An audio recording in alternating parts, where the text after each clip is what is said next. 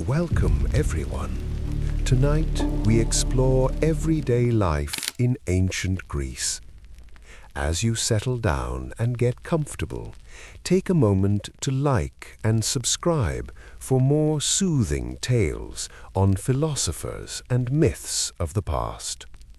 Now, let's begin. Let the world you know drift away.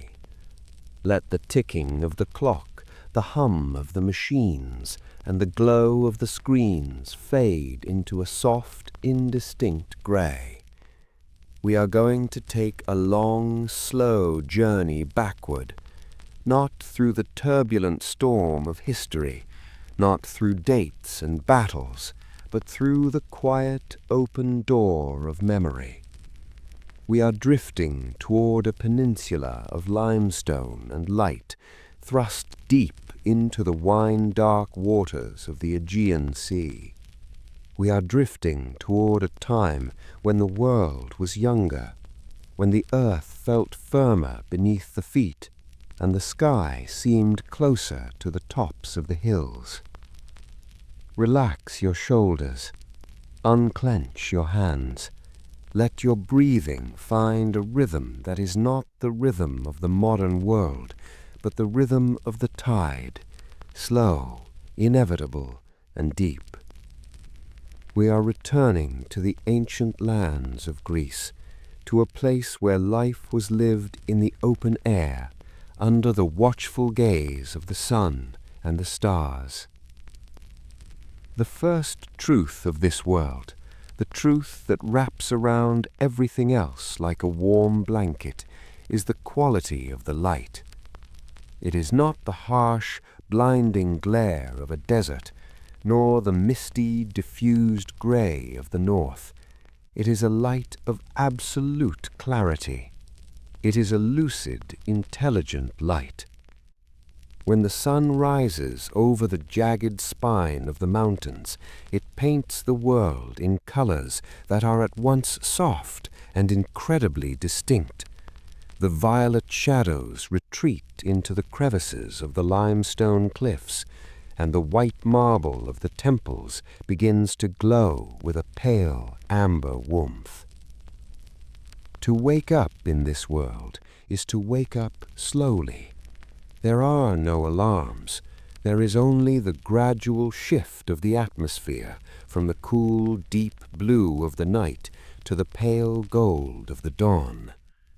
The houses are built of stone and mud brick, thick-walled and sturdy, designed to hold the cool of the night through the heat of the day.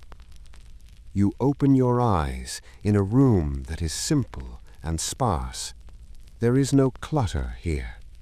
A wooden chest, a woven rug, a clay jug of water. The mind is not bombarded by 1,000 images the moment it wakes. It sees only the texture of the whitewashed wall, the grain of the wooden beam overhead, and the square of blue sky framed by the high window. You rise from a bed strung with leather thongs and covered in rough wool. The floor beneath your feet is beaten earth or cool mosaic tile, smooth and grounding. This is a world of texture. The sense of touch is alive here. Everything you handle has been made by a human hand. The water jug is cool and damp, sweating slightly in the morning air. The tunic you pull over your head is spun from flax or wool, smelling faintly of the fields. To dress is not a chore. It is a simple act of wrapping oneself in the products of the earth. Walk now, in your imagination, out of the small sleeping room and into the courtyard. The ancient Greek house turns its back to the street. It looks inward toward the center. The courtyard is the heart of the home, open to the sky, a private sanctuary of air and light. Here, the silence is profound. The city outside is just beginning to stir. the soft bleating of a goat, the distant creak of a cartwheel, the sweeping of a broom. But in the courtyard there is peace. Perhaps there is a single altar here, a small stone pillar dedicated to Hestia, the goddess of the hearth, the quietest of all the gods. She is the presence of the fire and the home, the center that holds. Or perhaps there is a single tree, an acorn tree with its wide, heavy leaves, or an olive tree, gnarled and silver green. Let us pause to consider the olive tree. It is the great silent witness of this life. It grows slowly, taking decades to reach its prime, and it lives for centuries. To sit beneath an olive tree is to sit in the shade of time itself. Its trunk is twisted, resembling the muscles of an old man, yet its leaves are delicate, shivering in the slightest breeze, flashing silver and gray. The people of this land revere the olive, not just for its fruit, but for its endurance. It thrives on rocky soil where nothing else will grow. It demands nothing but sun and patience. It teaches the people that life does not need to be easy to be good. It needs only to be deep. The morning routine is a liturgy of water. In a land where the summer sun is fierce and the rain is a winter visitor, water is sacred. It is not piped effortlessly into every room. It must be drawn. It must be carried. This effort gives it value. When you pour a basin of cold water over your face in the morning, you feel its preciousness. You feel the shock of the mountain springs from which it came. It cleanses not just the skin, but the spirit. It washes away the dreams of the night and prepares you for the clarity of the day. And then there is the oil. Olive oil is the golden blood of this civilization. It is food, it is light for the lamps, and it is a balm for the body. After washing, one might rub a little scented oil into the skin. It softens the limbs, protects against the sun, and leaves a faint fragrance of iris or marjoram. This is a culture that is comfortable in the body. The body is not a machine to be driven.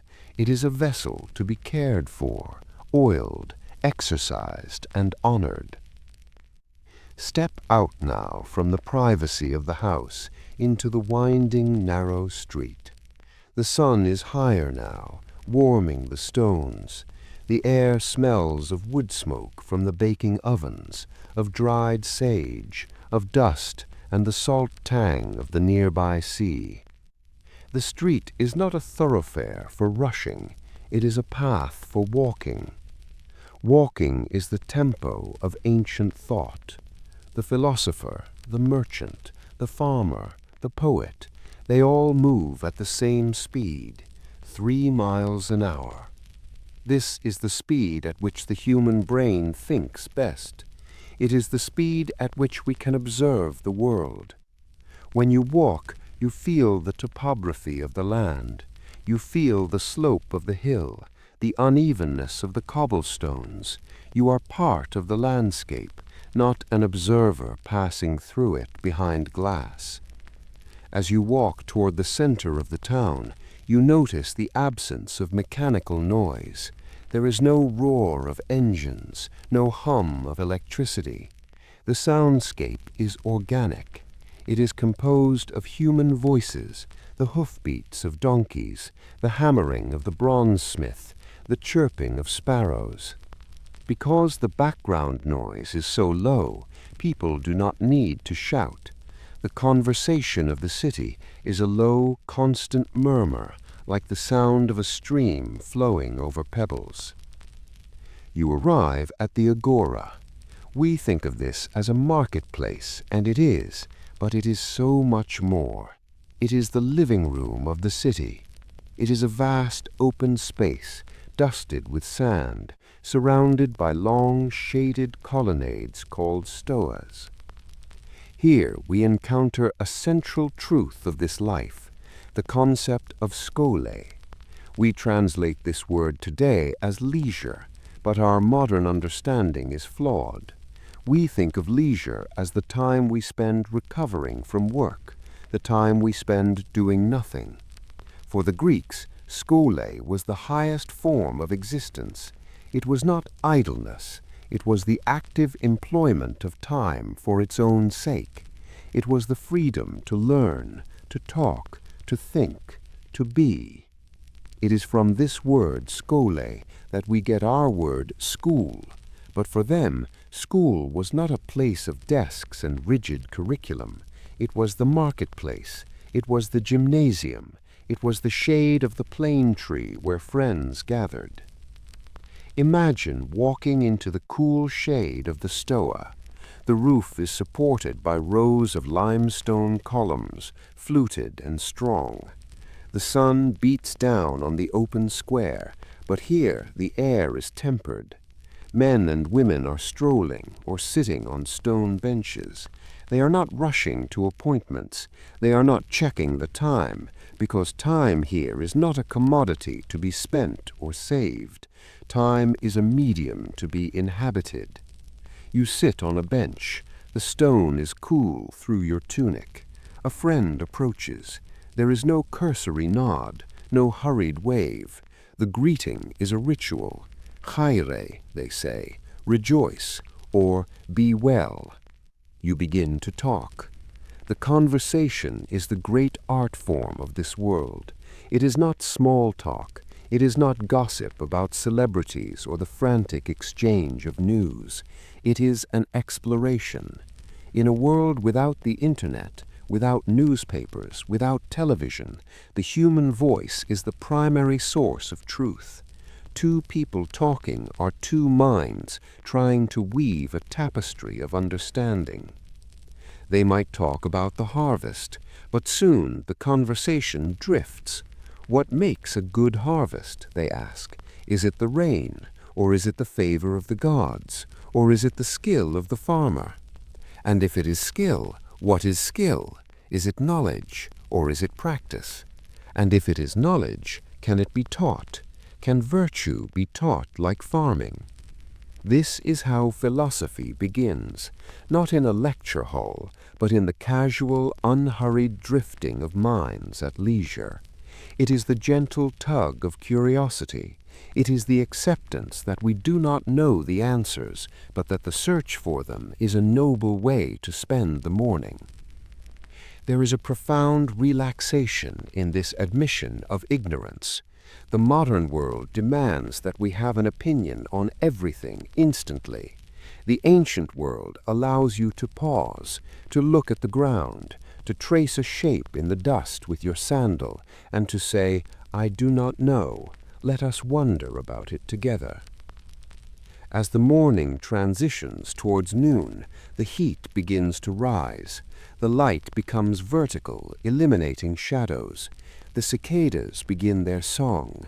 It is a rhythmic, dry, buzzing chant that seems to be the very voice of the heat itself. It rises and falls, a hypnotic wall of sound that blankets the hillsides. To the ancient ear, this was not noise, it was the song of the earth. It was a reminder that nature is awake even when humans rest, and they rest they do. As the sun claims the sky, the city slows down. The shutters are closed against the glare. The work in the fields stops. The hammer of the smith falls silent. This is the time of the mesemere, the midday quiet. It is a recognition of biological reality. The body is not meant to toil in the furnace of the noon sun. The acceptance of limits is another deep truth of this life. They call it sophrosne, moderation, temperance, soundness of mind. It is the belief that nothing in excess is beautiful. Too much work is ugly. Too much rest is lazy. Too much food is gluttony. Too much fasting is weakness. The good life is the path of the mean, the golden balance between extremes. This is why their temples are not colossal, overwhelming structures like the pyramids of Egypt, designed to crush the spirit with their size. The Greek temple is built to the scale of the human eye. It is large, yes, but it is comprehensible. It is harmonious. When you look at the Parthenon or the Temple of Poseidon on the cliffs of Sunion, you do not feel small, you feel elevated. The geometry of the columns, the ratio of the height to the width, resonates with the geometry of the mind. It feels right. It feels like a musical chord frozen in stone. To fall asleep in this world is to surrender to this harmony. It is to believe that the universe is not a chaotic, terrifying void, but a cosmos, an ordered, beautiful ornament. The stars above move in perfect circles. The seasons follow one another with the reliability of a heartbeat. The tides breathe in and out. Even fate, that great heavy concept, is a source of relaxation.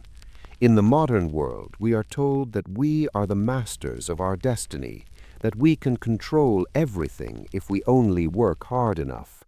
This brings with it a terrible anxiety, a constant fear of failure.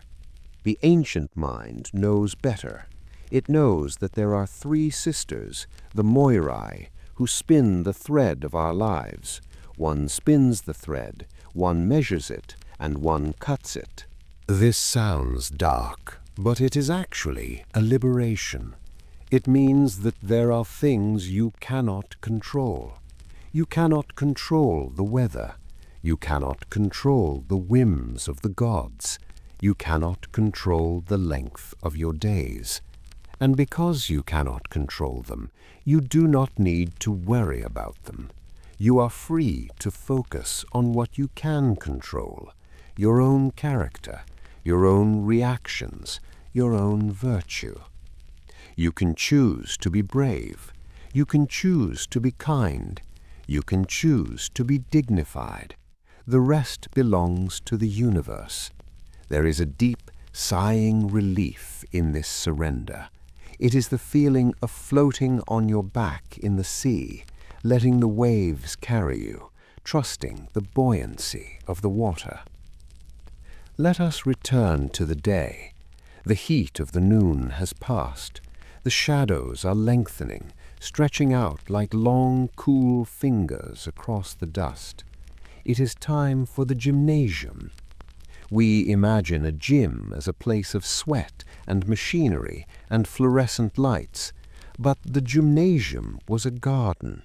It was a grove of trees, usually outside the city walls, near a river. There were running tracks of soft sand, open spaces for wrestling, and porticos for talking. Here the young and the old gathered. The body and the mind were not seen as separate enemies. They were one. A stiff, weak body would lead to a stiff, weak mind. A flabby, undisciplined body would lead to a lazy soul. To exercise was to attune the instrument of the self. Picture the scene. The air smells of poplar trees and the river. Young men are stripping off their tunics, rubbing their skin with olive oil until they gleam like bronze statues come to life. They run, not on treadmills, but across the earth. They throw the discus, a movement of pure spiraling grace, winding up the body like a spring and releasing the energy in a single fluid arc. They wrestle in the sand, a tactile, grounding struggle of leverage and balance. And standing nearby, watching, are the philosophers. They are not locked in ivory towers. They are here, in the dust and the noise.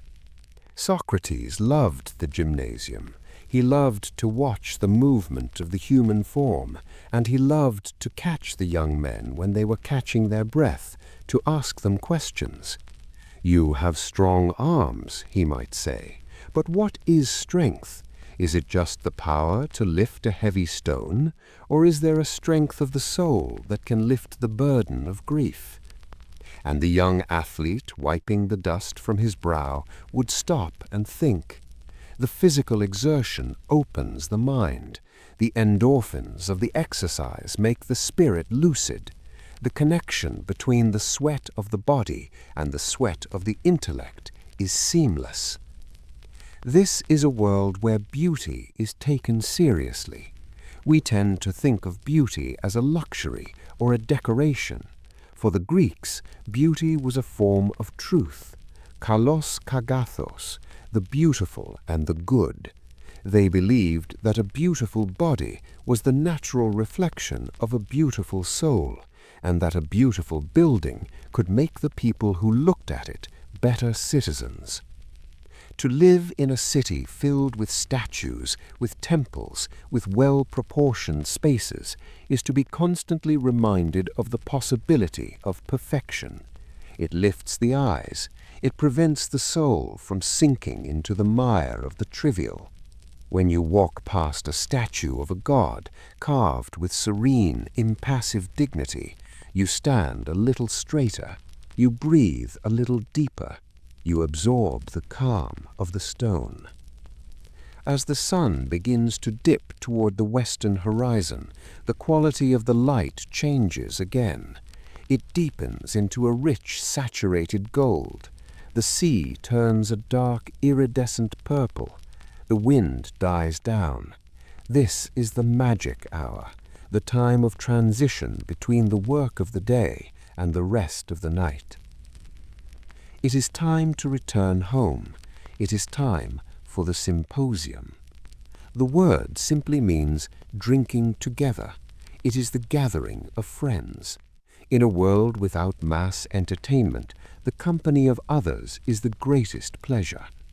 The guests arrive at the house. They remove their sandals. Their feet are washed by a servant, a ritual of hospitality that marks the transition from the dusty street to the clean sanctuary of the home. They recline on couches arranged in a circle or a square. This is important. Everyone faces everyone else. There is no head of the table. There is no hierarchy of seating. It is a circle of equals, bound by the sacred laws of xenia, hospitality and friendship. The room is lit by clay lamps filled with olive oil. The wicks float in the oil, burning with a soft, steady amber flame. The light is living. It flickers with the movement of the air. It casts dancing shadows on the walls. It softens the faces of the friends, making eyes sparkle and expressions warm. The wine is brought in. It is thick and sweet, smelling of resin and sun-dried grapes. But it is not drunk pure. To drink wine pure is considered barbaric, a loss of control. It is mixed with water in a large ceramic bowl called a crater. This mixing is a metaphor for their lives. The wine is the fire, the passion, the wildness of Dionysus. The water is the cool clarity, the order, the sobriety of Apollo. The goal is to blend them, to have passion, but tempered by reason, to have joy, but without madness, to find the perfect ratio. A libation is poured. A few drops of wine are tipped on the floor as an offering to the gods. It is a moment of silence, a recognition that the gods are present, that the bounty of the earth is a gift. And then the conversation begins. It flows like the wine. Sometimes it is playful, full of riddles and jokes. Sometimes it is serious. They might recite poetry from memory. Imagine the sound of the lyre, a small harp made from a tortoise shell and gut strings. It is strummed gently, a rhythmic, plucking sound that underpins the rhythm of the spoken verse. They recite Homer. They tell the stories of Odysseus, the man of many turns, the man who endured. They tell him of his voyages across the wine-dark sea, of the monsters he defeated, not with strength, but with wit. They tell him of his longing for home. These stories are not just entertainment, they are the collective dream of the culture. They tell the listeners who they are. They remind them that life is a voyage, that suffering is inevitable, but that endurance is beautiful. They remind them that even the gods are subject to necessity. There is a deep comfort in these old stories. They have been told for hundreds of years. The grandfathers told them, and the great-grandfathers before them. To hear them again is to feel the chain of generations, the security of continuity. You are not alone in your struggles. Achilles suffered. Hector suffered. Penelope waited and hoped. You are part of a great human tapestry of striving and rest. The food is simple and good. Figs, dried and sweet, almonds and walnuts, honey cakes, cheese. It is not a heavy feast that clouds the mind. It is sustenance for the evening's connection. As the night deepens, the conversation slows. The lamps burn lower. The silence between words becomes longer, more comfortable. This is the silence of understanding. It is the feeling of being known, of being held in the web of friendship. Aristotle, who would walk these streets years later, would say that friendship is a single soul dwelling in two bodies. In the quiet of the symposium, under the gaze of the flickering lamps, this truth is felt. Eventually, the guests depart. The goodbyes are spoken. The city sleeps. You return to the quiet of your room. The window is open to the night air.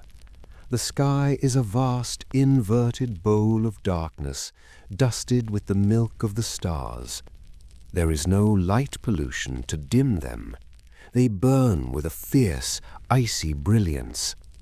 The constellations, Orion, the Bear, the Pleiades, are the clock and the calendar of the ancients. They mark the seasons. They guide the ships. They are the writing of the gods on the slate of the night. To look up at them is to feel a sense of scale. You are small. Your life is a brief flash of a firefly in the endless night of eternity. But this is not a crushing thought. It is a relieving one. The burden of being the center of the universe is lifted. You are a part of the whole, a small but necessary note in the great symphony. The earth cools. The stone walls radiate the heat of the day back into the night, keeping the room pleasantly warm. The owl hoots in the cypress tree, the bird of Athena, the bird of wisdom, watching in the dark. You lie down, you close your eyes, and as you drift towards sleep, you remember the truths of the day. You remember the light, clarity, reason, the power to see things as they are. You remember the stone, endurance, stability, the foundation that holds firm. You remember the water, cleansing, flowing, the ability to change and adapt. You remember the olive, patience, fruitfulness, the beauty of the slow growth. You remember the balance, the middle way, the harmony of the opposing forces. The ancient world is not a world of magic, though it is full of gods. It is a world of nature, physis. It is a world that makes sense. It follows laws. The sun does not forget to rise. The tide does not forget to turn. The seed does not forget how to become a tree. You are part of this nature. You do not need to force yourself to sleep. Sleep is the natural tide of the body. It is the setting of your personal sun. It is the return to the dark, fertile soil of the unconscious, from which you will rise again in the morning, renewed. Let the images of the white columns fade. Let the sound of the lyre drift away into the silence. Let the taste of the wine and the honey dissolve. There is only the breath now, the pneuma, the spirit. It flows in and it flows out. It shares the rhythm of the wind moving through the pine trees on the slopes of Mount Hymettus. It shares the rhythm of the waves lapping against the hull of a ship beached on the sand. You are safe here. You are held by the ancient, steady hands of time. The fates have spun your thread, and for tonight the thread is soft and slack. There is no tension. There is only the wool, the wood, the stone, and the stars. The gods are in their high places, living their immortal lives of bliss. They do not need you to worry.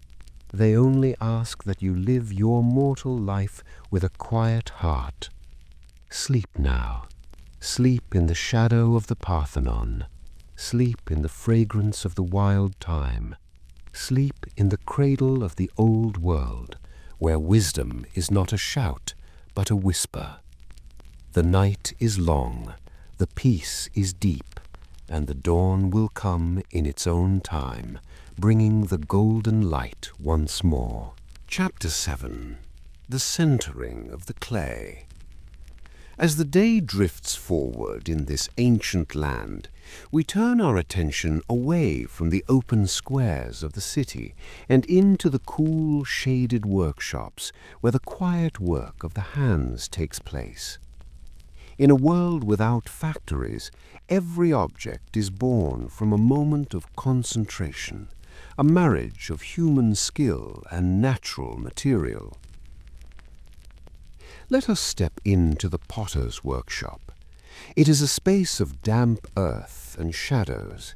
The air smells of wet clay and the dust of dried limestone. In the center of the room sits the potter at his wheel. It is a heavy disc of stone or wood, balanced perfectly on a pivot. He kicks it with his foot, finding a rhythm. Push, glide, push, glide, until the wheel spins with a steady, hypnotic hum. Watch the clay.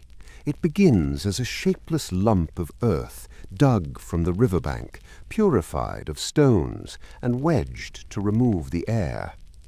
The potter throws it onto the center of the spinning wheel, and then the miracle of centering happens. He places his wet hands on the wobbling mass. He applies pressure, firm but gentle, steady but yielding. Under the friction of his palms, the clay stops fighting. It aligns itself with the axis of the spin. It becomes still, even though it is moving. This is a meditation in mud. It teaches that to find peace, one must find the center. One must align with the motion of the world, not fight against it. With a touch of the thumb, the potter opens the clay. Walls rise up, thin and graceful, pulled upward by the centrifugal force and the guiding hand. A cup, a bowl, a tall amphora for storing oil. The form emerges from the void. It is a silent birth. To watch this process is to be lulled by the circularity of it, round and round, rising and smoothing.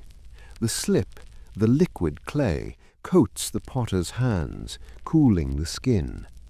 There is no rush here. If the pot is flawed, it is collapsed back into a lump to be born again. There is no waste, only the cycle of forming and reforming. When the vessels are done, they are set on long wooden shelves to dry in the slow air. They wait. They wait for the kiln, for the fire that will make them stone. This waiting is part of the craft. You cannot rush the drying, or the pot will crack. You must let the water leave at its own pace.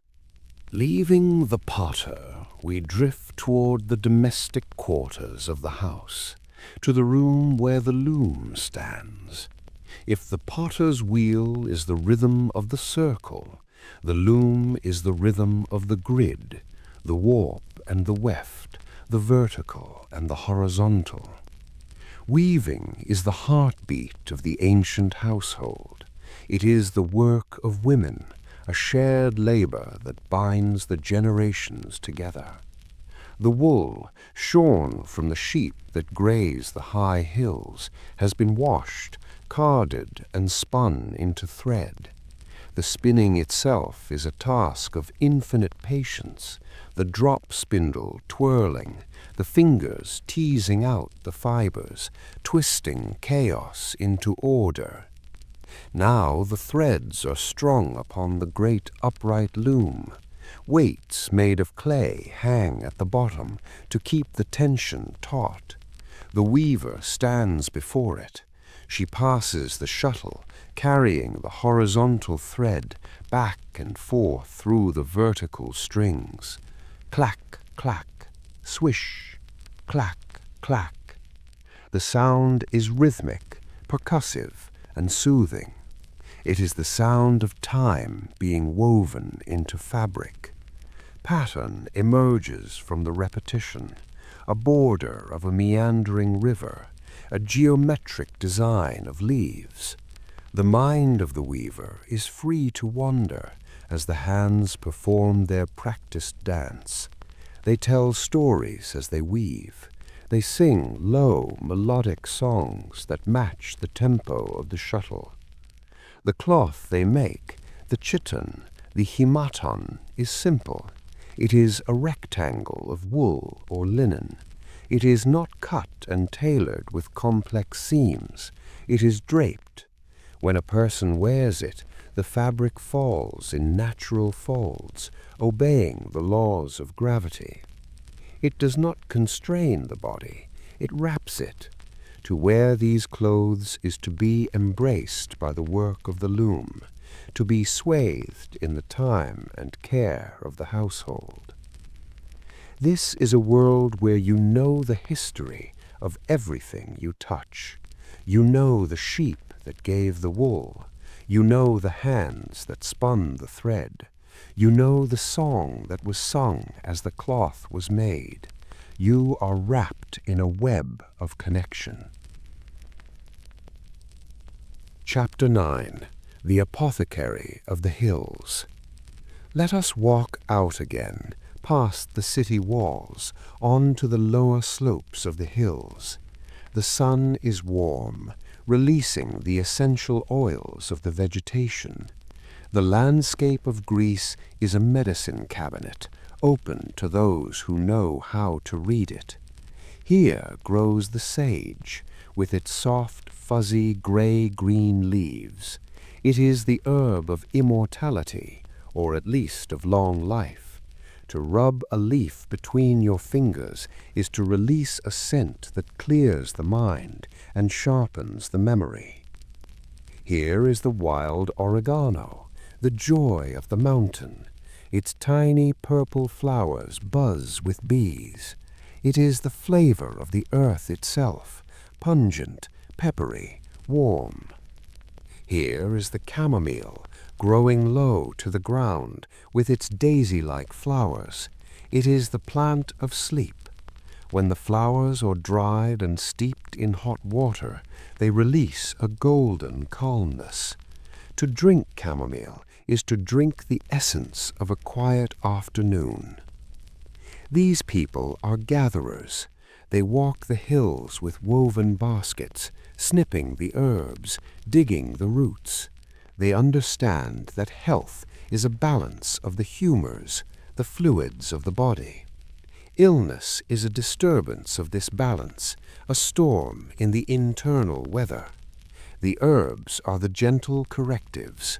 They cool the hot, dry the damp, warm the cold.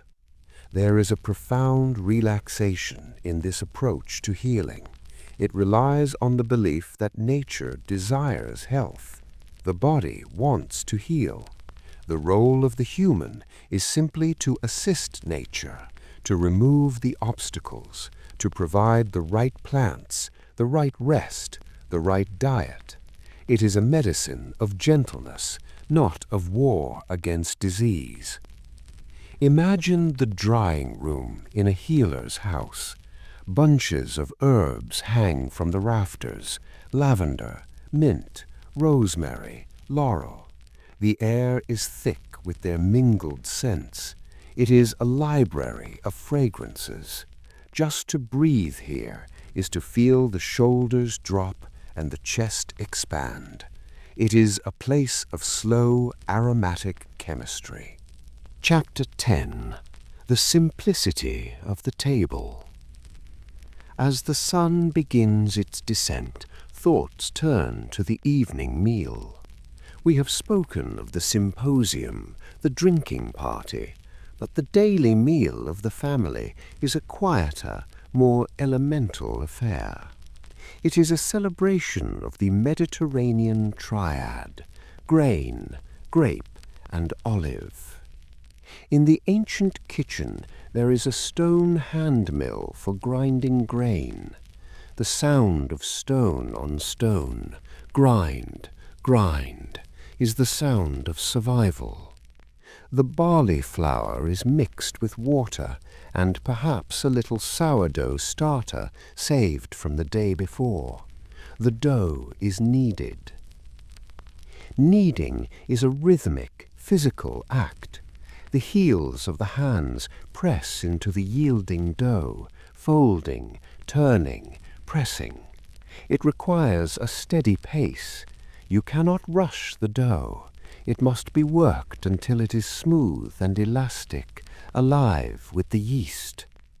The bread is baked in a clay oven or under a ceramic cover buried in hot coals. When it emerges, it is dense, dark, and crusted. It smells of toasted grain and fire.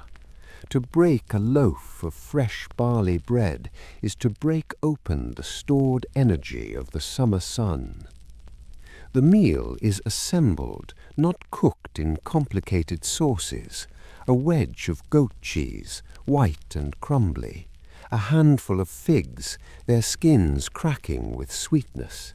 A bowl of lentils, simmered with bay leaves and vinegar. A plate of small fish, fried in olive oil until they are crisp and golden. There is no cutlery, save perhaps a knife. The hands touch the food directly. This tactile contact changes the way one eats. It slows the process down. You feel the temperature of the bread, the texture of the fig. You are physically connected to your sustenance. And there is always the oil. A cruet of green gold olive oil stands on the table. It is poured over the cheese, over the bread, over the greens. It binds the flavors together. It is the richness that makes the simple food satisfying. To eat this way is to be satisfied with little. It is to find luxury in the quality of the ingredient rather than the complexity of the preparation. A single perfect olive, firm and salty, can be a feast if it is eaten with attention. Chapter 11. The Mathematics of Music. In the quiet hour after the meal, before sleep takes the house, there might be music. But in the ancient mind, music is not just entertainment. It is something deeper. It is the audible structure of the universe. The philosopher Pythagoras, who lived in these lands, taught that the cosmos is held together by harmony. He discovered that the musical intervals, the octave, the fifth, the fourth, can be expressed as simple mathematical ratios of string lengths. This means that beauty is not random. Beauty is number. Imagine a musician picking up the kithara, a lyre with 7 strings. He tunes it. He tightens the gut string, plucks it, listens to the note. He tightens it further until it reaches the perfect pitch. He is seeking the harmonia, the fitting together. When he plays, he does not play wild, chaotic improvisations. He plays in modes. The Dorian mode, solemn and strong to settle the mind. The Phrygian mode, perhaps too exciting, used sparingly. The Lydian mode, soft and relaxing. To listen to this music is to have your soul tuned. The ancients believed that the vibrations of the strings could physically realign the vibrations of the spirit. If you are angry, the right music can soothe you. If you are lethargic, it can wake you. The melody is monophonic, a single clear line of notes, unencumbered by heavy chords. It is transparent. It rises and falls like a breath. It is music that leaves room for silence. As you listen to the imaginary plucking of the lyre in the quiet room, feel the tension in your own body unwinding. Imagine that your nerves are strings that are being gently loosened, tuned down from the sharp pitch of the day to the low resonant hum of sleep. You are vibrating in sympathy with the order of things. Chapter 12. The Silence of the Shepherd. Let our minds wander further now, away from the house, away from the town, deep into the chora, the countryside. Let us find the figure who embodies the deepest solitude and the deepest peace of the ancient world, the shepherd. He is up on the high slopes where the trees thin out and the rock takes over. He wears a heavy cloak of felted wool to keep out the wind and the sun. He leans on a staff of wild olive wood, polished smooth by years of handling. Around him the sheep and the goats graze. The sheep and the goats move slowly, heads down, cropping the thyme and the sparse grass. The sound of their bells is a random, gentle clanking, clink, clonk, tink. It is a sound that never resolves, never ends, a sound that weaves itself into the silence of the mountains. The shepherd does nothing. That is his job. He watches. He stands for hours, looking out over the valley, watching the shadows of the clouds drift across the sea below. He knows the name of every sheep. He knows the hidden springs where water can be found. He inhabits the noon of Pan. The ancients believed that at high noon, when the sun is fierce and the wind dies, the god Pan sleeps. Pan is the god of the wild, of the flocks, of nature itself. To make noise at noon is to risk waking Pan, which causes panic. So the countryside falls into a heavy, reverent silence. The birds stop singing, the leaves stop rustling, the world holds its breath. In this silence, the shepherd's mind becomes vast and empty. He is not worrying about the future. He is not regretting the past. He is simply present, a witness to the turning of the day. He sees the eagle circling on a thermal draft, climbing higher and higher without flapping a wing. He sees the lizard sleeping on the hot rock. To fall asleep is to become the shepherd. It is to let your thoughts become the flock. Let them graze. Do not chase them. Do not try to herd them into a pen. Just watch them. Let them wander over the hills of your mind, the bells of your thoughts clinking softly, drifting further and further away until they disappear into the mist. Night has fully fallen now. The industries of the day, the potting, the weaving, the gathering, the herding, have all ceased. The tools are put away. The wheel is still. The loom is covered.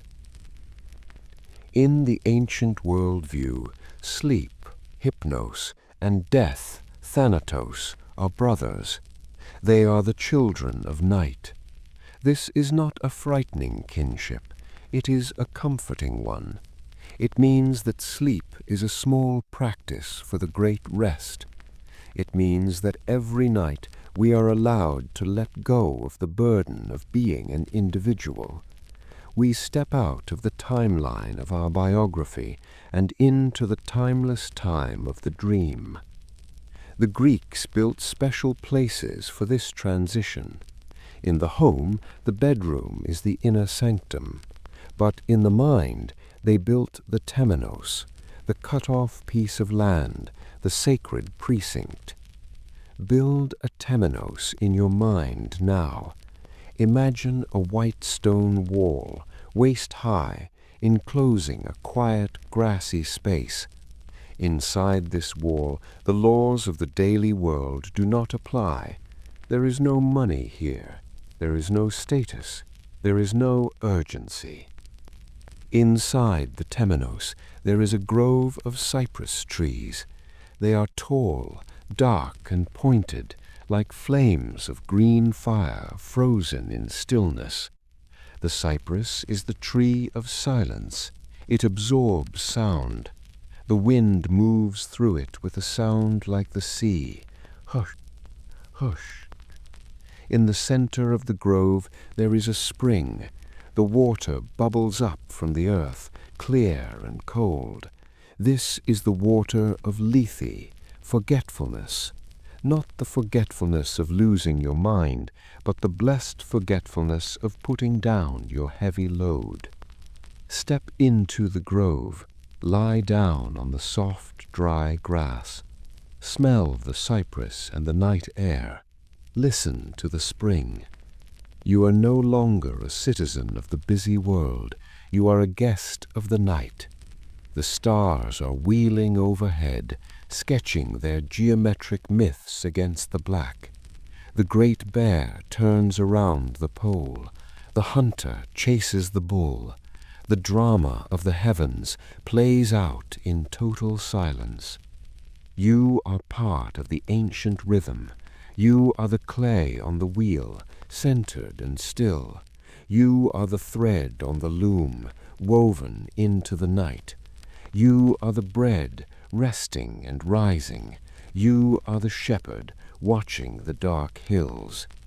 The light has gone, but the warmth remains. The stone of the world holds the heat. You are held. You are safe.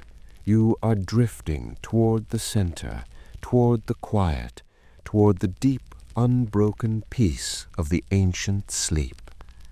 Rest. Chapter 13. The Return of the Shadow. The sun, having ruled the sky with an absolute vertical authority during the long hours of the midday rest, now begins its slow descent toward the Ionian Sea. The quality of the light shifts once again. The blinding white glare that bleached the color from the stone softens, deepening into a saturated, heavy gold. The shadows, which had hidden beneath the feet of the statues and the roots of the trees, begin to stretch out again. They reach across the dusty streets like long, cooling fingers, touching the opposite walls, announcing that the fiercest heat has broken. The city of Athens, or Corinth, or Thebes stirs from its slumber. The shutters, pulled tight against the noon, are pushed open. The air circulates again. There is a collective exhalation, a sense of relief that passes through the streets. The cycle of the day moves into its second life, the time of the afternoon, the time of the body. In this ancient world, the afternoon is not for commerce or heavy labor. It is for the cultivation of the self. The destination now is the gymnasium. We must strip away our modern image of a gym.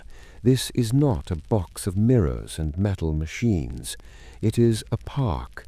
It is a garden dedicated to the human form. Imagine walking through a grove of plane trees, their wide palm-shaped leaves creating a canopy of dappled shade. A stream flows nearby, fed by the hills, its water burbling over smooth river stones.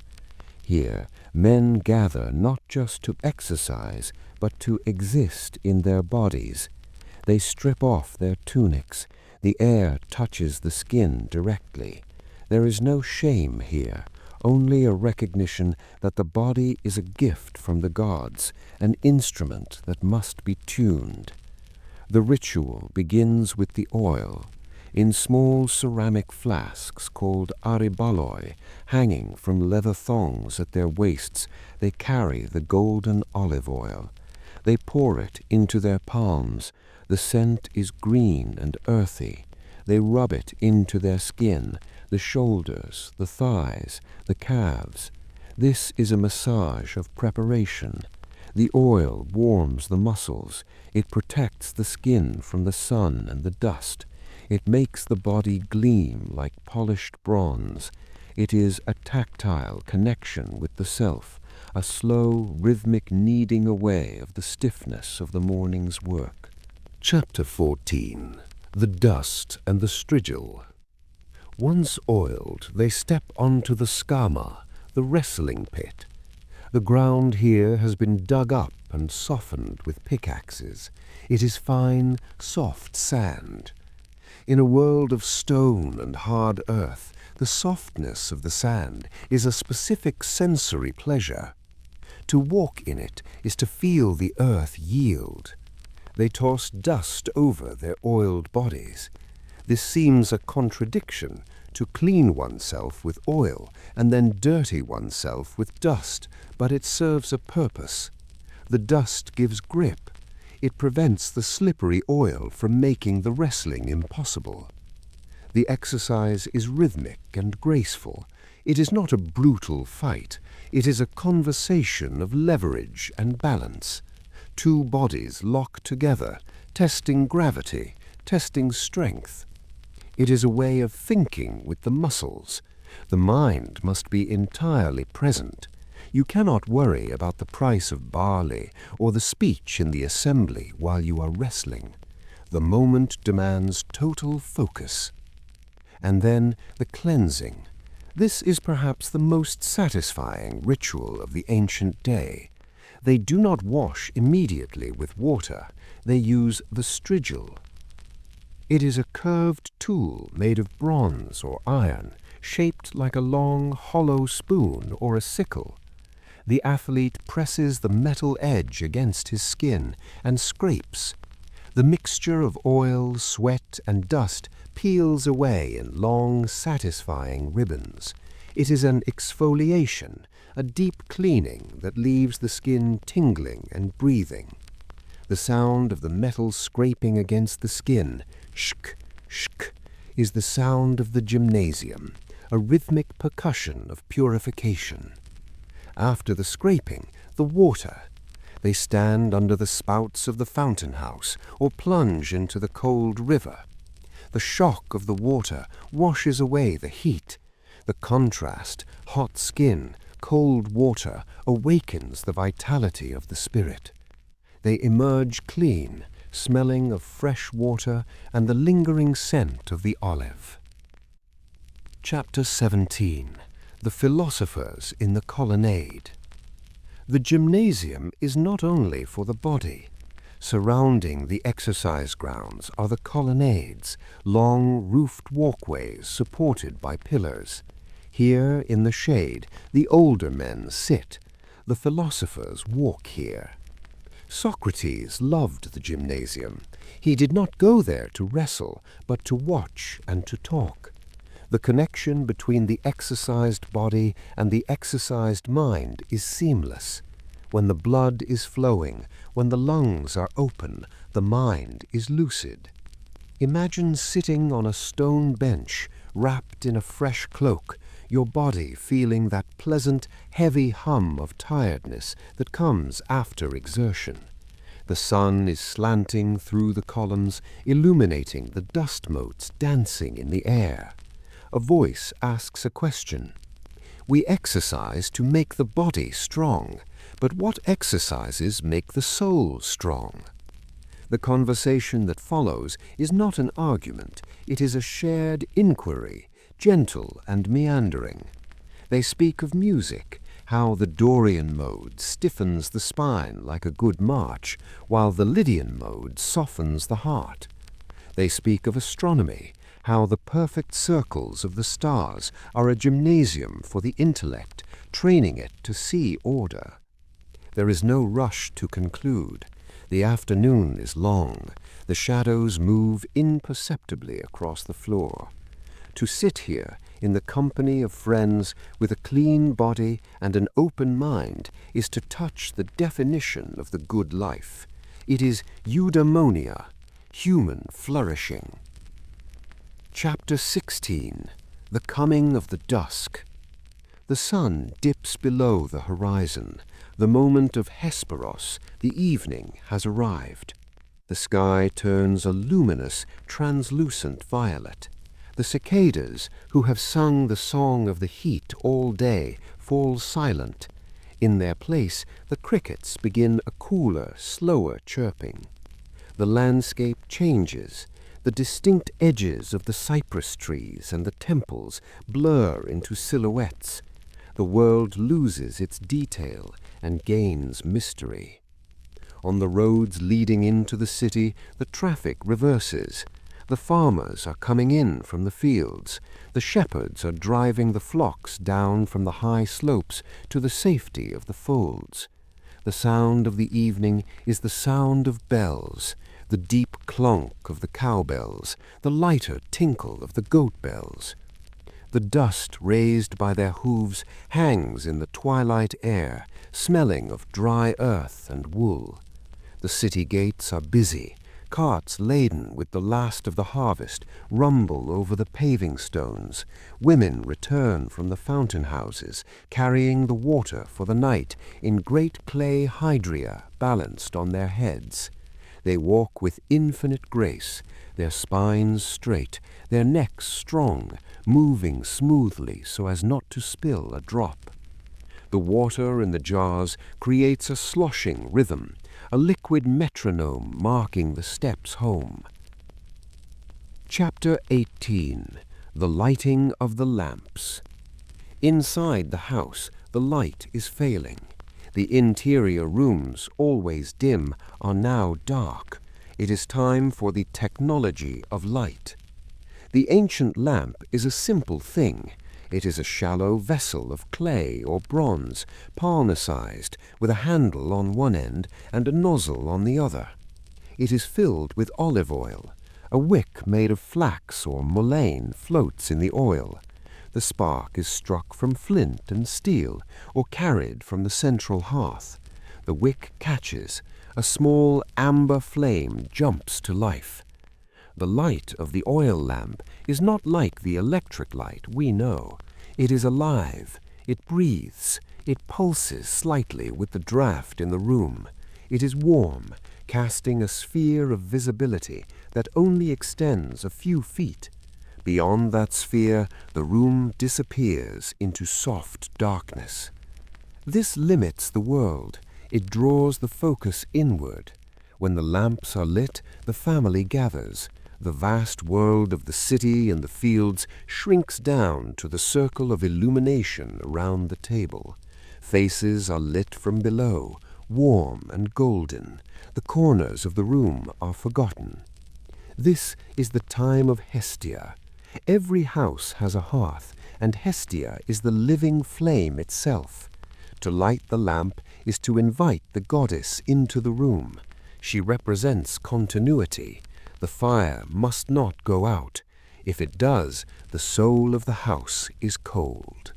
Chapter 18. The Scent of the Evening Meal. From the kitchen area comes the smell of the evening meal, the daipnon. It is the main meal of the day, but by modern standards it is modest. The smoke from the cooking fire drifts up through a hole in the roof, carrying the scent of burning olive wood, a sweet incense-like smell that perfumes the whole city in the evening. Tonight perhaps there is fish, small silver fish caught that morning in the bay, fried in oil until the tails are crisp. Or perhaps there is a stew of lentils simmering in a clay pot with garlic and bay leaves. The staple is the maza, the barley cake. It is not a fluffy yeast-risen loaf, but a dense, flat cake, kneaded with oil and perhaps a little wine. It is chewy and nutty. It requires effort to eat. Vegetables are the main event, not the side dish. Bulbs of wild hyacinth boiled and dressed with vinegar, cabbage chopped fine, chickpeas roasted with salt, and cheese, always cheese, white salty feta stored in brine, or a hard, sharp cheese grated over the pasta-like lagana. The family gathers. In the wealthier houses, the men might recline on couches in the andron, the men's room, while the women and children eat in the gymnasium or the courtyard. But in most homes they sit together. There are no forks. They eat with their fingers, using pieces of the barley cake to scoop up the lentils or the sauce. This tactile connection to the food continues the theme of the day. The fingers feel the heat of the stew, the texture of the beans. Eating is a touch, a smell, a taste all at once. They drink wine, but it is young wine, watered down. It tastes of the resin used to seal the jars, a pine forest flavor that cuts through the richness of the oil. Chapter 19. The Conversation of the Household. The noise of the day has settled. The conversation at the evening meal is different from the philosophical musings of the gymnasium. It is domestic. It is grounding. They talk of the practical things, the state of the olive press, the marriage of a cousin, the news brought by a runner from Sparta. But even these practical things are woven with the old stories. If someone mentions a journey, they might reference Odysseus. If someone speaks of a quarrel, they might mention the rage of Achilles. The myths are not distant literature, they are the shorthand of daily life. They act as maps for human behavior. He is as stubborn as Ajax, a father might say, and everyone understands the weight of that stubbornness, the tragedy and the nobility of it. The children listen. This is their education. They absorb the values of the culture, not through lectures, but through the osmosis of the dinner table. They learn that hospitality to a stranger is a command from Zeus. They learn that hubris, arrogance, is always punished by Nemesis. They learn that the family is a sacred knot that must not be untied. Chapter 20. The View from the Roof. After the meal, before the final descent into the night, you might step up onto the roof. In many houses, the roof is flat, a place to catch the evening breeze. Standing there, looking out over the city or the village, the view is transformed. The white stone of the day has turned into a landscape of blues and grays. The Parthenon, or the local temple, glows faintly in the starlight, a geometry of pale ghosts against the black sky. You can see the other lights, the pinpricks of amber scattered across the valley, the lamps of other households. Each one is a small island of life in the sea of the night. The sounds drift up, a dog barking at the moon, the closing of a heavy wooden door, the slide of the bolt, thunk. A mother singing a lullaby, the melody old and strange, passing through the open window. The air is cooling rapidly. The stone retains the heat of the day, radiating it upward, so the roof feels warm beneath the sandals, while the air on the face is brisk. Here the presence of the gods feels closest. The sky is their domain. The Milky Way, the Galaxias, is a spilled river of milk, bright and churning. To stand on the roof is to stand on the deck of a ship sailing through the cosmos. You are halfway between the earth and the heavens. You are a citizen of the city below with its laws and its walls, and a citizen of the city above with its silent turning spheres. The wind shifts. The land breeze begins to blow, carrying the scent of the mountains down to the sea. It carries the smell of pine resin, of cold stone, of damp earth. It is a signal. The world is turning. The active force is retreating. The passive, restorative force is rising. The time of the sun is over. The time of the moon is beginning. You turn away from the parapet. You step back down the stairs into the warmth of the house, leaving the vast, indifferent beauty of the stars to watch over the sleeping earth. The night has truly begun. Chapter 21. The Architecture of Darkness. The house has closed in upon itself. The heavy wooden door, studded with bronze nails, has been barred against the street. The ancient home is a fortress of privacy, designed to turn its back on the world and protect the peace within. Now, as the hour grows late, the interior becomes a landscape of shadows and deep velvet blacks. You move toward the thalamos, the inner bedroom. In the ancient world, the bedroom is not merely a place for sleeping, it is the sanctuary of the self. It is usually the innermost room, protected by the thickest walls, insulated from the sounds of the courtyard and the street. The darkness here is absolute.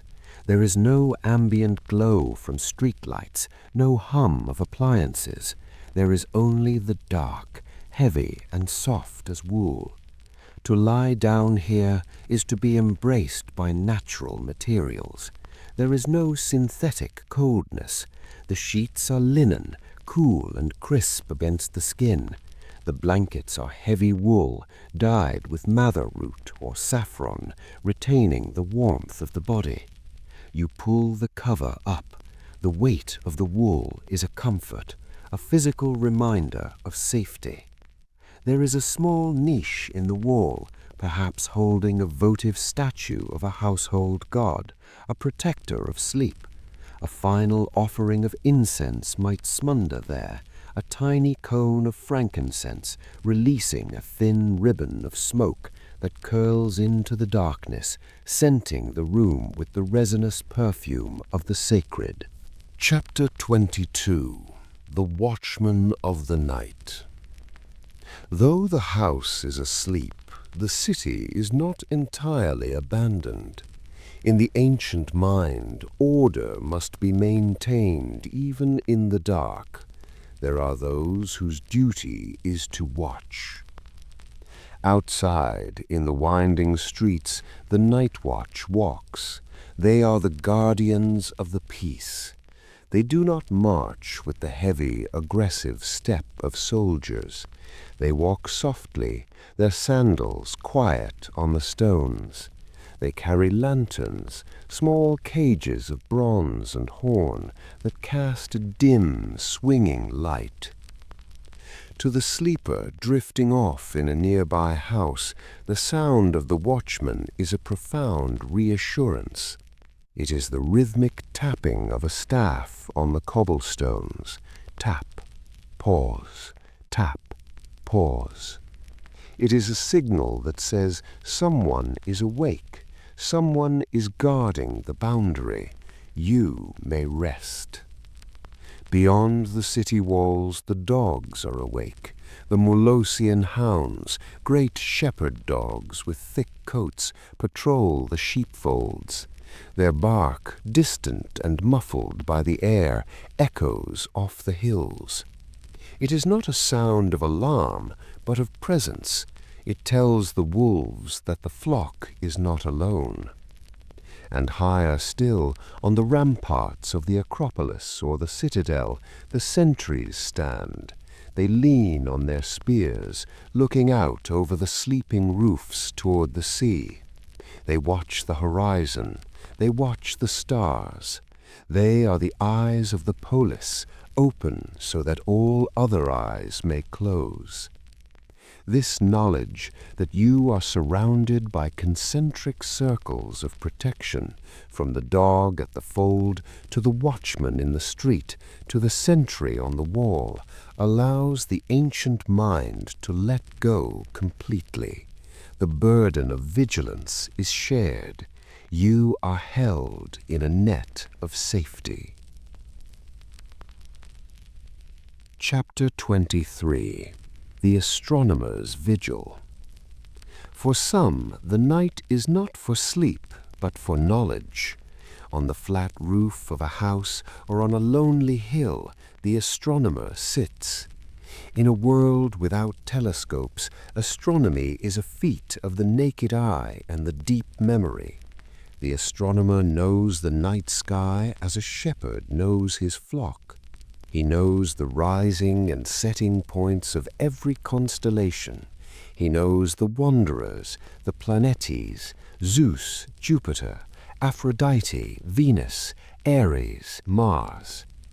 He sits in a chair, wrapped in a heavy cloak against the chill.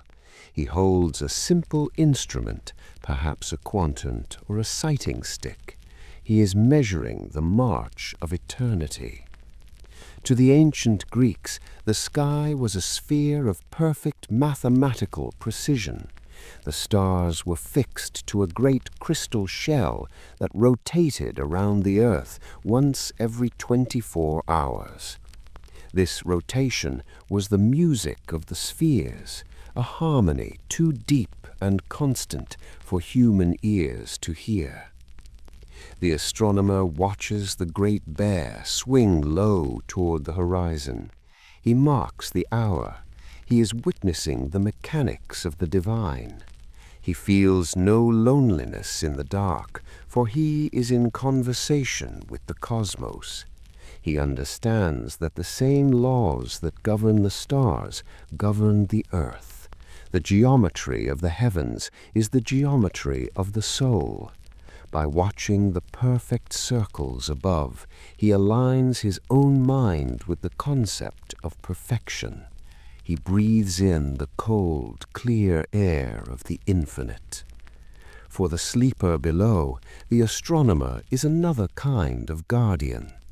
He is the keeper of the calendar, the one who knows when the festivals must be held, when the crops must be planted. He binds the life of the city to the life of the universe. Chapter 24. The Temple of Healing. Let our imagination travel now to a specific sacred place that exists in the ancient night. We travel to Epidaurus or Kos, to the Asclepieion, the sanctuary of the healer god Asclepius. Here, sleep is not just a biological necessity, it is a medicine. This is the practice of incubation. Pilgrims have traveled for days to reach this place. They are weary, sick, or troubled in spirit. They have bathed in the sacred springs. They have offered honey cakes to the god. Now, as the night falls, they enter the Asclepieion. The Asclepieion is a long, open-air dormitory, a colonnade filled with simple pallets. The air smells of bay laurel, pine, and the salty breeze from the sea. It is a place of profound quiet. The priests, moving like shadows in white linen, have extinguished the lamps. The pilgrims lie down. They are told to sleep. They are told that the god will visit them. This is a beautiful truth of the ancient world, the belief that the barrier between the human and the divine is permeable in sleep. The dream is a meeting place. Lying in the abaton, surrounded by the breathing of others, the pilgrim feels a communal peace. They are not suffering alone. They are part of a brotherhood of seekers. The wind rustles the leaves of the sacred grove. Non-venomous snakes, the servants of Asclepius, might slither softly across the stone floor, their dry scales whispering against the pavement. This is not a source of fear, but of awe. They are the earth spirits, the agents of renewal. The sleep that comes here is deep and heavy. It is a surrender to the power of the earth. The pilgrim trusts that while they lie unconscious, a work is being done within them. The knots of the body are being untied. The confusion of the mind is being unraveled. They will wake in the morning with a dream, a vision of a cure, a word of advice, or simply a feeling of wholeness restored. Chapter 25. The Gates of Dreams. For those sleeping in their own beds, the geography of the night is equally rich. The ancients did not view dreams merely as the recycling of the day's memories. They viewed dreams as oniroi, winged messengers sent by the gods. They stood at the foot of the bed. They took the shape of friends, or eagles, or storms. They spoke clearly. The poet Homer tells us there are two gates through which these messengers pass. The gate of ivory is sawn from the tusk of the elephant. Through it pass the deceptive dreams, the fantasies, the confusing illusions. But the gate of horn is made of translucent horn. Through it pass the true dreams, the visions of things that will be. To sleep is to stand before these gates. It is a moment of suspense. Which gate will open? There is a ritual to this. The sleeper might pray to Hermes, the conductor of dreams, asking for a clear vision. "Send me a dream of horn," they might whisper into the pillow. This belief transforms the act of sleeping from a passive switching off into an active voyage. You are not just closing your eyes, you are embarking on a journey to the edge of reality. You are opening the inner eye. Even the nightmares are significant. They are the Erinis, the Furies, or simply warnings from the deep self. They are meant to be listened to, interpreted, and learned from. The ancient sleeper respects the night. They treat the dreamscape with the same seriousness as the landscape of the day. Chapter 26. The Silence of the Hearth. Back in the main room of the house, the center of the world has grown quiet. The fire in the hearth has burned down. The flames are gone, replaced by a bed of glowing, pulsing embers. They breathe with a faint orange light, fading to gray ash at the edges. This is the sleeping fire. It is banked, covered with a layer of ash to keep the heat alive until morning. The continuity of the fire is the continuity of the family. In the corner, the household animals rest. A cat curled tight in the warmth of the ashes.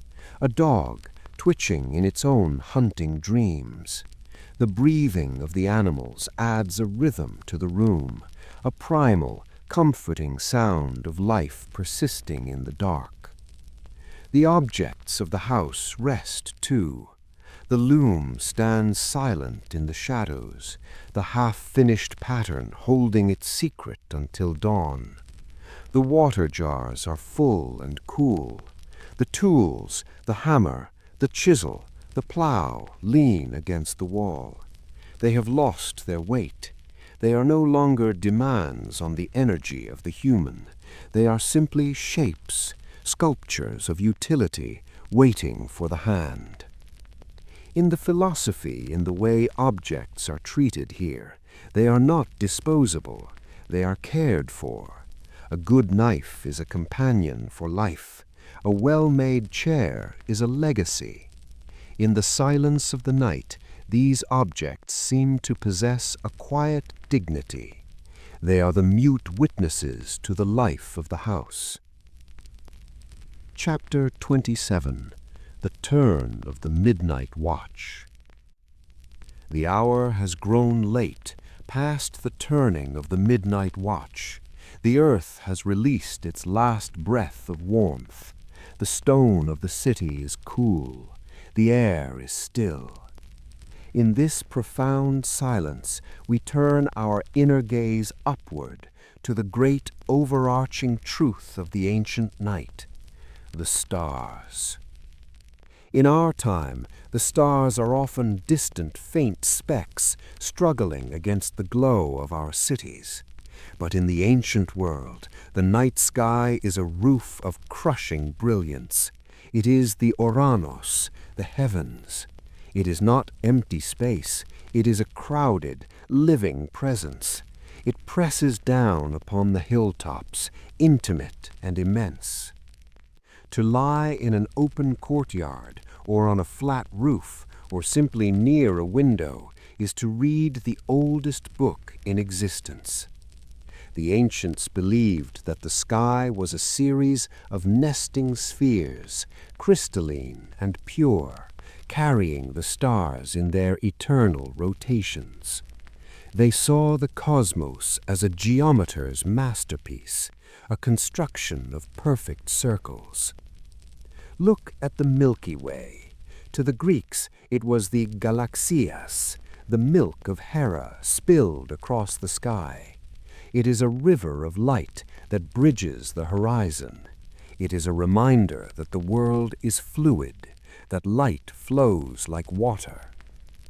The constellations are not random scatterings of gas. They are the heroes and the beasts immortalized in light. There is Orion, the hunter, striding across the winter sky with his belt of 3 bright gems. There is the great bear, circling the pole, never dipping into the sea to bathe, always watching. There are the Pleiades, the 7 sisters, a tight cluster of blue-white diamonds, signaling the seasons for sailing and for reaping. This celestial geography is a source of infinite comfort. It is a map that never changes. A man might lose his way in the forest or lose his fortune in the city, but he can never lose his place in the universe. He need only look up. The stars tell him where he is. They tell him the hour of the night. They tell him the season of the year. To fall asleep under this canopy is to feel perfectly located in the center of a benevolent order. Chapter 29. The Music of the Spheres.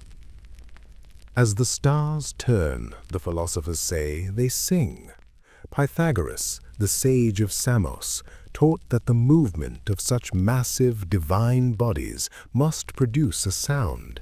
He called it the music of the spheres. It is a harmony of mathematical perfection.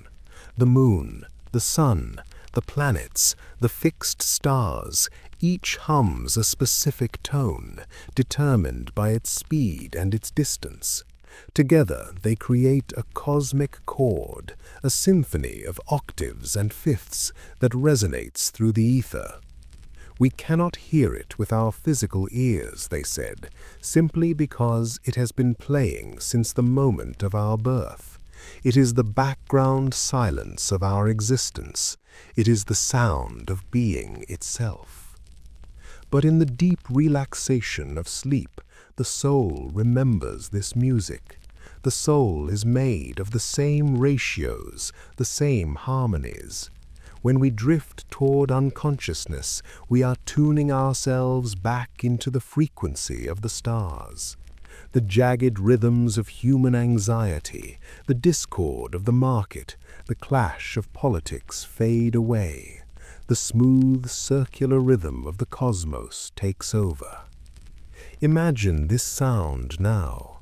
It is not a melody you can whistle. It is a vibration. It is a low, resonant hum, like the sound of a finger rubbing the rim of a crystal glass, infinite and steady. It supports you. It carries you. You are floating on a sea of sound. Chapter 30. The Messenger of the Dream.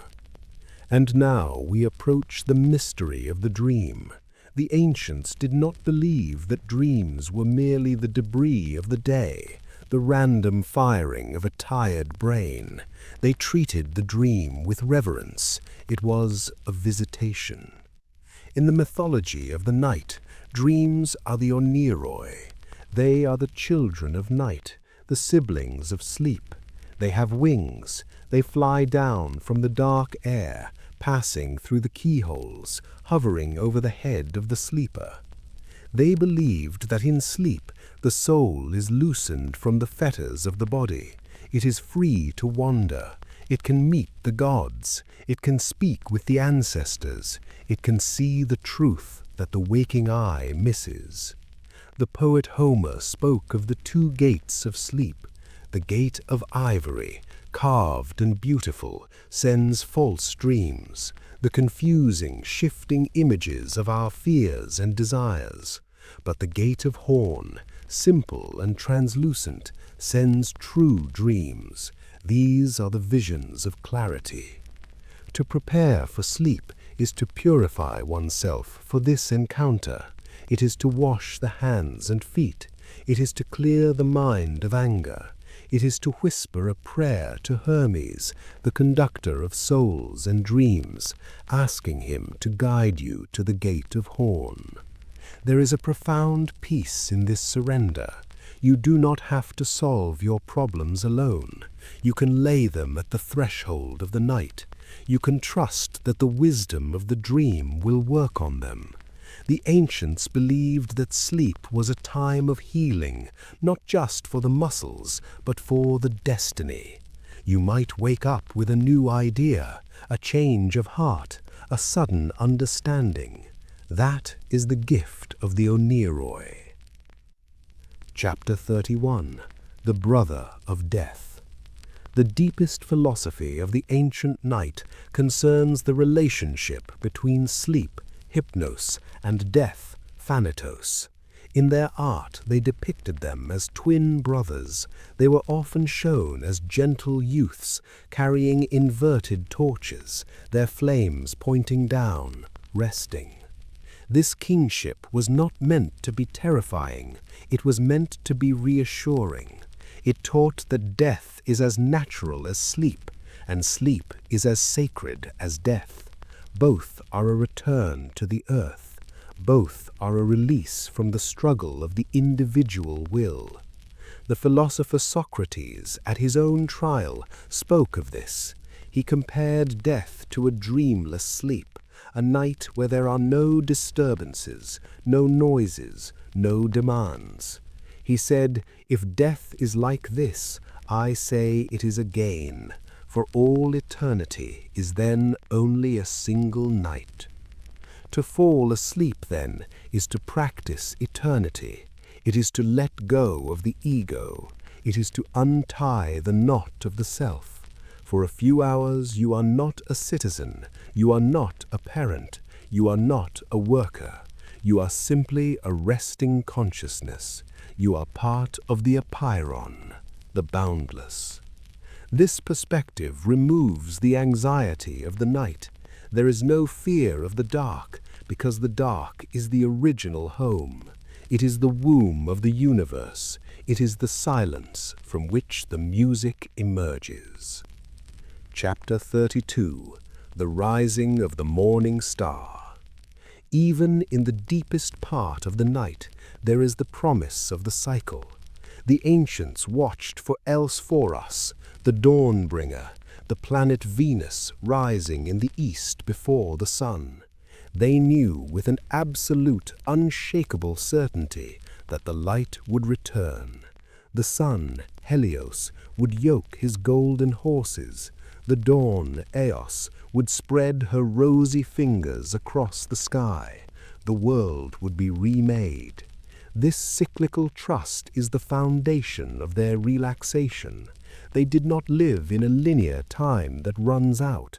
They lived in a circular time that renews. The mistakes of yesterday are washed away. The weariness of today is cured. The sun will rise on a new world, fresh and untouched. But that is for tomorrow. For now, the star has not yet risen. The wheel is at its lowest point.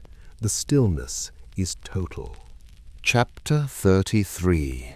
The Final Drift. Let us take one last look at this ancient world before we let it fade completely. See the white columns of the temple, glowing faintly in the starlight, standing in their perfect balance of tension and support. See the olive trees, their silver leaves still as stone in the windless air. See the sea, a dark breathing expanse, rhythmic and slow.